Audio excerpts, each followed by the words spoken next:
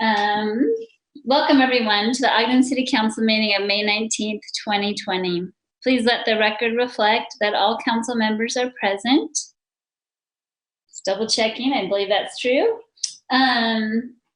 So tonight we have the privilege of hearing from Janine Eller-Smith, the Executive Director of the Council, about the tentative budget for fiscal year 2021. Thank you, Chair Jaberka. I will do my best to share my screen in an appropriate way. How does that look? Perfect. Okay. Thank you for letting me have this opportunity to present to you the tentative budget. Your action tonight will be to set a public hearing on the tentative budget for June 2nd. By state law, you're required to adopt a tentative budget. I think the reason for that is in case there are some reasons why you don't get a final budget by the June 30th deadline. For example, if you're going through a truth in taxation process, then you still have an operating budget in place. So just a quick review of some of your financial principles that you adopted earlier in April. Just make sure that part of your financial principles have conservative revenue estimates, a balanced budget, which you're required by law to do. Employee salaries as a budget priority was one of your principles. Maintaining the strategic planning and have reserves of at least 10% of general revenues. That was a goal that you set a couple of years ago because we were hovering around the 5% for many years because that was what the state required us to have. In checking with Lisa for the last couple of years, we've exceeded that 10% goal. So the city is in relatively good position and certainly a lot better than some of our sister cities going into this difficult period. I did just want to mention in the last year's goals this current year, not the current year goals, but yes, the current year goals, you had discussed having an annual review of the property tax revenues and a discussion about whether you wanted to go through that truth in taxation process. And I just wanted to remind you of that. When we went through the budget goals for this upcoming year, those goals that you adopted were taken directly from the strategic plan and reflected the strategic initiatives that are in that strategic plan. And so we didn't include this annual review of property tax revenues in that. And so it's just a thought in your head that if it's something we want to add, you certainly can. Of course, you can always have that discussion. As the mayor presented his budget, and now you've had an opportunity to hear from a couple of the directors, it's clear that this tentative budget that's been presented has two priorities. Really, it's just financial sustainability. Right now, there are just so many unknowns, and the projections, the numbers that we need to make projections lag, sales tax lags. And so it's going to be many months before the city knows what the full impact of the COVID-19 will be. So I think this budget reflects those concerns, and so it's very fiscally conservative. And I think it also anticipates that the effects of COVID will go in even to the 21-22 budget year. This budget does maintain those essential services that are so important to the residents. So I mentioned property taxes. There's no property tax increase proposed in the budget, in the mayor's budget. I just wanted to make that clear. But as we've discussed over the few years that we've had these property tax increases. I thought I would just show you the time value of the revenues that we get, which we've done in these truth and taxation discussions. So I pulled the fiscal year 2001 budget, so 20 years ago, the budget, and pulled that to a current value and then compared it. And I think this is important for residents especially to understand. So we have slightly more, so 2.5% more money in tax revenues than we had 20 years ago. And I think you need to let that sink in, and hopefully let the residents that are listening let that sink in. You have the same tax revenue, 2.5% more tax revenue than you had 20 years ago. And I think it speaks to the great management that we have in the city. Obviously, we do have some additional revenues on top of tax revenues, but the proposed tax revenues are $40 million. The general fund revenues, which these tax revenues go into, is 60. So not a lot of extra money when you figure that 71% of that $60 million budget is personnel costs. With regard to staffing, there are some additional positions added, which all are grant funded. There's a victim services coordinator that will be housed in the prosecutor's office, 4 sworn police officers, and 1 audit inspections administrator in the police department, and they're all grant funded. In addition to those changes, there was 1 position that was renamed. That's in the airport. It was a maintenance tech that was changed to an administrative assistant. I checked with the airport manager because those are very different skill sets. It was just a position that was open, and they felt like it could be better used in the office as opposed to as a technician, so they made that change. There were 2 reclassifications. One of those was actually in the city council office. Reclassified a policy analyst position that we had approved into a communication specialist, and then the city treasurer was reclassed to the deputy director for management services. So here are the year-over-year budget comparisons, comparing the FY20 adopted budget to the FY21 proposed budget. And just to clarify, just showing in red doesn't mean deficit. It just means that it's less than what was in the previous year. So you can see that overall, out of the $181 million budget is about 2.3% lower than last year's budget, the current year's budget. For the general fund, it's about 6.2% lower than last year's this current year's budget. And this does include some changes that were, those figures, that 181 million does include changes that were made to the Schedule Schedule A, which we'll discuss in just a minute.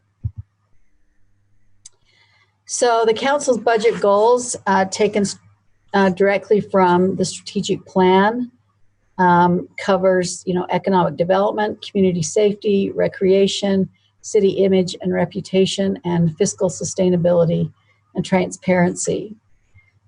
Because this is such a lean budget, there aren't a lot of new monies going into any of these things, but there are some continued funding that meet some of the goals. In the goals that you recently adopted, your budget priority was the Quality Neighborhoods Program. That is funded at $1 million in the budget. That is the 5th year of a 5-year commitment that the council's made. And I've been told that it's likely that Community and Economic Development department will make that request again in the next budget to continue that $1 million into that Quality Neighborhoods project. There's also $50,000. So I've kind of checked some of those additional budget goals that I think are addressed in the budget. And I thought the Business Information Center was important to note. They're getting $50,000, which doesn't seem like a lot of money, but through the business loan program of Utah, that Business Information Center is able to leverage $350,000 of additional loan money. So it's really a good investment for that $50,000. Budget property under priority under community safety was for fire and police salaries. And unfortunately, as you've heard from the directors and from the mayor, there's no step or COLA increases proposed in this budget. But there are 5 new positions in OPD which are grant funded. There are some additional funds in street and sidewalk, which are funded every year, which kind of covers that pedestrian vehicle safety. They're working hard on the emergency preparedness, as you've heard from the fire department earlier in the work session. Station 4, they're working on, all that is current year dollars, not the future year dollars. And for the most part, again, they're just maintaining those essential services that are so important for community safety. With recreation, you may recall that you funded some additional money in the current year. And there are some funds going into the recreational amenities at Serge Simmons and Bonneville Park. There's money for the arts grants and arts projects is also being funded. Cultural events, as you know, downtown events, event participation, those are sort of all on hold due to the virus situation. City image and reputation. Your budget priority was diversity and public engagement. So we have funded the Neighbor Up grants, although they're sort of on hold right now until we can be sure that some of those activities can occur in a safe manner and in alignment with the directions from the health department. And then, of course, some of those additional budget goals, the capital improvements, there's about $5.7 million in capital improvements that are in this budget. You also may recall in this current year that we have set aside $30,000 towards some translation services, and we've asked the Diversity Commission to give us some recommendations about how they would recommend that money be utilized, given that it's essentially one-time funds. The fiscal sustainability, again, budget priority was city employees and essential services. There's not any reduction in services for now, although they may be providing those services in a slightly different way. And just as a reminder, those essential services are essentially police and fire, water, sewer, garbage, those kinds of things that really only the city can take care of. I did notice, and I just wanted to throw a shout out to the administration. I was on the city's website this afternoon. They've done a really great job of putting together great information on the virus and how it's impacting that. And it's got tons of information for the community. They provide an update there, and it's really helpful for, I think, the community in making sure that those essential services are there. So there are some minor changes which are proposed in the Schedule A, totaling $155,850. There's no changes in the general fund, but there is a decrease in the use of fund balance in the IT fund. This was sort of an error that was made that should have that didn't make it in the original budget.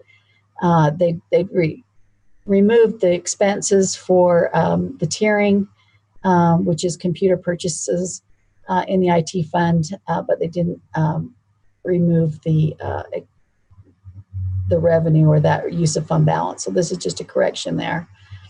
And then in the major grants, it also acknowledges those shifts to align with the annual action plan that you took care of last week, where it shifts funds to the micro-enterprise loan program and increases quality neighborhoods. So this is the Schedule A. There is a Schedule A1 that will come with the full budget, the regular budget, the final budget, and you will have the opportunity to make any additional changes that you'd like to see in the budget in that Schedule A1. So this is the budget process that we've laid out. The mayor presented his budget on May 5th. We are now in these weeks through June 2nd, where you're hearing from the department directors and reviewing the budget and asking your questions and getting up to speed so that you can make some informed decisions. The proposal is to adopt the tentative budget on June 2nd.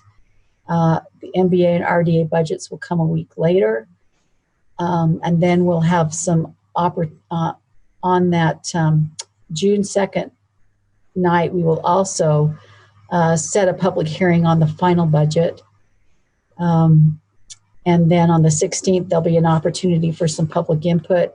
Not sure exactly what format that will be in, whether it's Facebook Live or if we have a Zoom town hall. And then you're scheduled to adopt the final budget on June 23rd.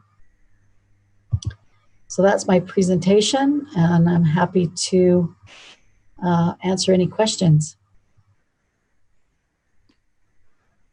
Thanks, Janine. Any questions from council members?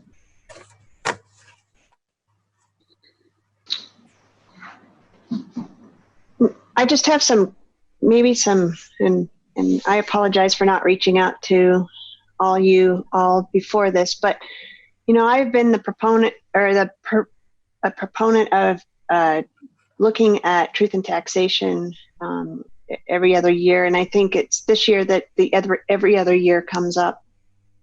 And Janine, thanks. You made a very valid point about our property taxes, and I would like to say that I probably would say that we not go through a truth in taxation, but I have a question for you and trying to figure out, so, and it's a struggle that I'm having in this, and maybe Janine, you can help lead me down a direction here, but a struggle I have is that we're going to have more information coming to us a month from now about sales tax, or 2 months from now about the economic impact of COVID. And I'm wondering if there's a way to take a look at this information at a date certain time, and to say, are we at or where are we at with our revenues? Where are we at with our expenditures? And is there a way to look at the budget, and if we are in line, that's great. And if it not, start to ask administration to do an amended budget of some sort. I'm just, part of me feels like we don't have all the information, and I don't think we will have all the information. It just seems like maybe 2 months from now or 3 months from now, we'll have a lot more information, and to see if we're in line. Is there a way to look at the budget and react at that point, instead of, maybe adopting it and then looking at it again and readjusting it maybe in 2 or 3 or 4 months? I don't know what the answer is, but I'm just trying to. Yeah. My first thought. Yeah, go ahead. I was going to say, I think it's a great thought, because you're right. You're not going to have all the information, and I think the administration's Lisa and her team have done the best they can in projecting based on the information that they have. And trust me, the league has done tons of work in terms of trying to find what's happening and what would be a best numbers to work from.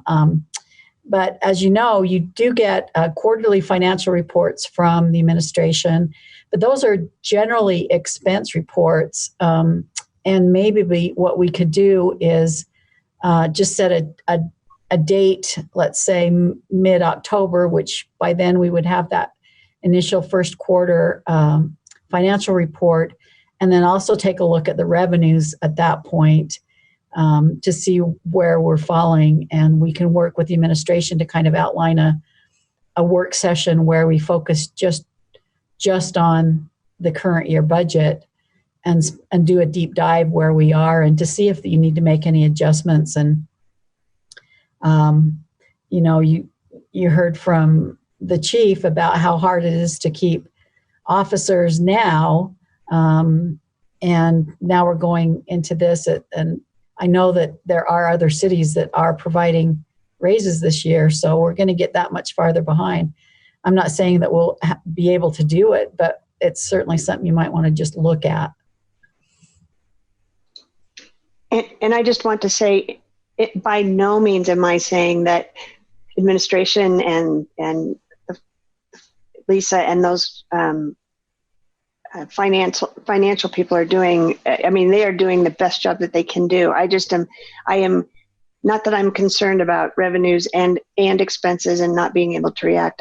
I'm more concerned about where we're at, and maybe the ability to react. And if we do need to do some different changing, I would think that if we do, and I'll just throw out a hypothetical, if we have to do some changing, it may be because of a policy change of getting rid of something, a service or something. And I think that we would be prudent to look at that maybe in 3 or 4 months. So I don't know if anybody else has any comments to that.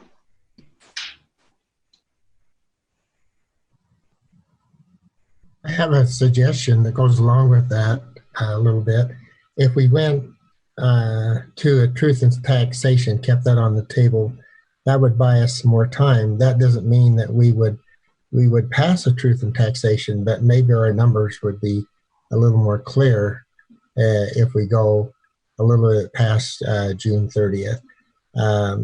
I don't, I think we ought to just keep that on the table as one of the items in our toolbox to consider during this fiscal year. Yeah, I guess the only issue is like if you want to go through a truth and taxation, then you have to pick you're going to have to pick some numbers, and that means you're going to have to advertise some numbers. I don't think you want to go through the process for fun, if that makes sense. No. And so I mean, you have control of the budget. It's your purview. It's the primary policy document that you control. And so I think you can make the decisions that you need to now with the understanding that you can always make some changes later. And I'm sure that the administration would be happy to make some recommendations because they're working with it on a daily basis and seeing the impacts on a daily basis. And we could work with the administration to put together a work session that would provide you the information that you need. Okay. But it is an option. I'm just saying it's a hard option, and I'm not sure how it would how the communications would go on that. It would be, I think it would be a hard message to put out to the community. Yeah, because people would just think we were raising taxes. Raising taxes, yeah. I just think that it may be more of a more regular check-in is important as we go through this, not knowing how far sales tax may go down or how far, and I am very confident that administration will react, but I do think that it would be beneficial for us to know how they are reacting. And I think that that's important for us to to follow, even though we would adopt a budget in June. So later in the year, we could have another open, a budget opening that would have truer numbers that we would have. Is that what we're saying here? That's a possibility, depending on if there's been any significant changes over what the administration has estimated. Either a negative or a positive. Correct.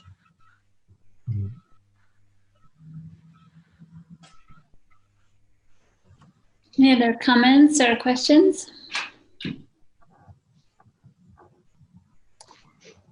Okay, well, thank you. I'm pretty comfortable with the approach to just look at it as it's necessary. I kind of thought a lot about what Marcia was saying too. Just kind of wondered how we might react with new data as it filters in, and I think we just need to kind of do it as it comes. That's kind of our job. Yeah, and we're happy to do that. So I think we'll schedule a hard thing, maybe sort of mid-October, but if it looks like we need to do it sooner, we can certainly schedule another work session sooner than that. If there's no other questions, then the recommendation from staff is that you just go ahead and set the public hearing on the FY 2021 tentative budget for June 2nd.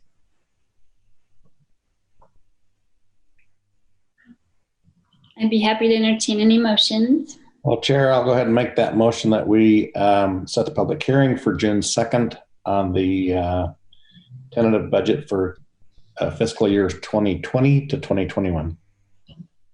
Second.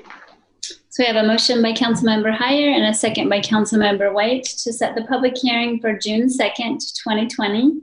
And this is a voice vote. All in favor? Aye. Aye. Aye. Any opposed? Great, thank you all. I just want to mention too to the public, we saw the schedule there, but we would be happy to take any public comment about the budget throughout the process through the online form that you can go to. So that would be part of the public record, or you could call the phone number that's available. Also, feel free to reach out to any council member with our contact information that's available on our website as well. And for this evening, we did not have any written public comments received within the past week. So with that, I would love to invite Mayor Caldwell if you'd like to make any comments. No, I'd just add that we appreciate everybody's flexibility with this. When we presented it 2 weeks ago, it was going to be with the priority of we don't know what we don't know. We're going to need to be flexible as we move through this. That will keep us as a city more competitive and give us the ability to respond to what's going on. And I really appreciate, Janine, your presentation and everything you've talked about.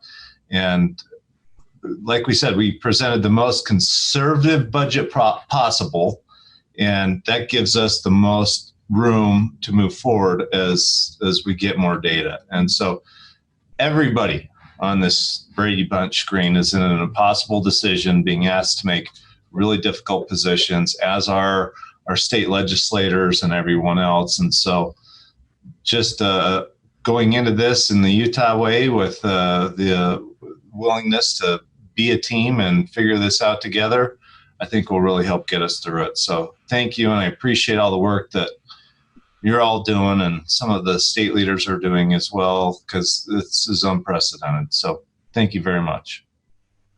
Thank you. Would any council members like to make comments?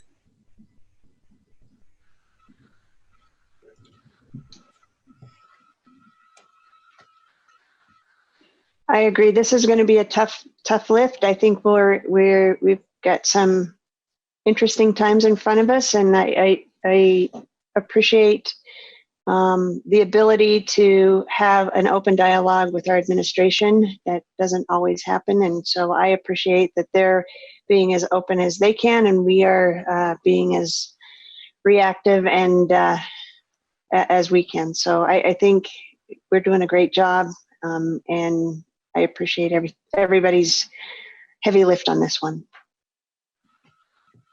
Thank you. Any other comments?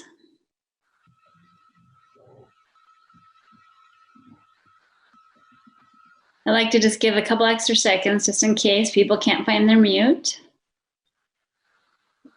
Okay, well, yeah, I disagree. I thank everybody for all their work, and thanks again for your presentation, Janine, and helping us comprehend the whole thing. And I think that we are ready to adjourn and go back into our work session. Motion to adjourn. Thank you. Motion to adjourn by Councilmember Heyer, second by Councilmember Nadolski. All in favor? Aye. Aye. Any opposed? Thank you all.